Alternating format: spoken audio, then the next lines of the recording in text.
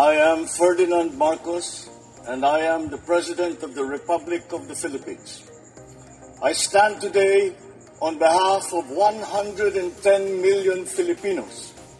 Hi everyone, hello universe, it's me again. Shout out sa inyo mga kababayan. Oh, see? This is good news for everybody. Oh, diba? Kakaiba talaga ang Marcos administration. At kudos din naman talaga sa mga sekretary niya at sa mga bawat ahensya ng gobyerno. Shout out po sa inyo. Maraming salamat po. Siyempre sa aming mahal na Pangulong Marcos Jr.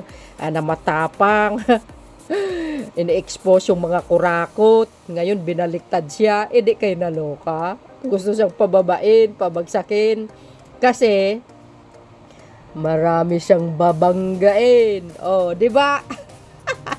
Ang babangga ay siguradong giba. Bakit mga kababayan? And this is good news talaga. Oh. Basahin po natin. Ang daming pera. Ano? O nandyan si acting secretary ng DOJ, Beda. Well guys, paano ay basahin ko sa inyo para kompleto, detalyado. I-spread po natin ito. Magandang development ito mga kababayan dito sa mga kurakot. Balik nyo ang pera ng bayan. Mahiya kayo Oh, ito. Mga bes, today is November 28, 2025. Henry Alcantara, return 110 million to Philippines government. Sabi po ng DOJ. What? Sabi po dito mga bes, ayan. Ayan, sabi po ng GMA Integrated News. Ayan, wow, dami pera mga bes. Dismiss Bulacan 1st District Engineer Henry Alcantara has returned around 110 million cash to the nation coffers. Justice Acting Secretary Frederick Beda said Friday. Wow. Ang cash turnover, ito po ay parte ng restitution. The cash turnover is part of the restitution. Sabi po ni Acting Secretary Beda ng DOJ. Representative of the Bureau of Treasury and the Land Bank of the Philippines were also present to validate the amount. Oh, di ba guys? Ibabalik po 'yan sa budget of Treasury. Siyempre pera po ng bayan 'yan. Kailangan balik nyo. Hinihintay ko yung kay Diskaya, di ba? Sino pa tong si Yosek Bernardo. Ayan, magbabalik siya ng 1 billion. Wow, grabe, ang dami, no? Ayan Ayan, mga besa. Sabi po ng GMN News. M goes. Diba? Ulitin natin basahin. 110 million cash ibinalik ni Henry Alcantara sa gobyerno. Breaking news, nasa 110 million ibinalik ng ex-DPWH District Engineer Henry Alcantara sa gobyerno sa pamamagitan ng kanyang abogado bilang bahagi ng restitution ayon kay Secretary of Justice Frederick Beda. Ayan na mga besa.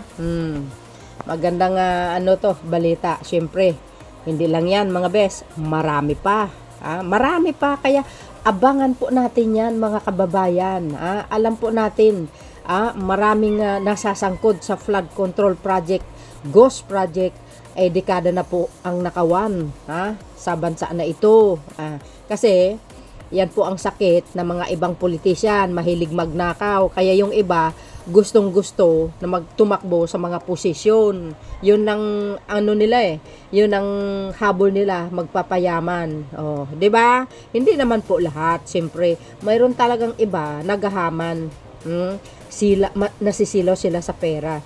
Alam din po natin mga kababayan, ito si dating DPWH Engineer Alcantara, ito po ay panahon pa po yan ni dating Pangulong Digong. Yan ang pakatandaan nyo.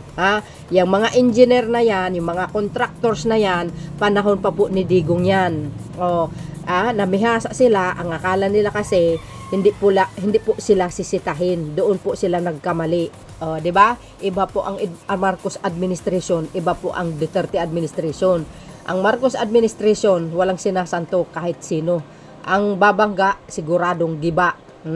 Yun ang batas. Ngayon, ang batas natin, ganda. Maganda ang batas natin ngayon, mga bes, Gumagana, ika nga, ang lakas ng pulso. Oh, hindi tulad ng mga nakaraan, walang pulso. Na ano hypnotize yung batas nung nakaraan eh. Sa totoo lang. So, congratulations sa atin. At maraming salamat sa pagsauli ng pera ng bayan. At marami pang iba. Sana yung iba magising at isauli yung mga ninakaw. So yun guys, ang aking pinaka-latest update. See you again on my next upload. Bye bye bye and baboos. God bless Philippines.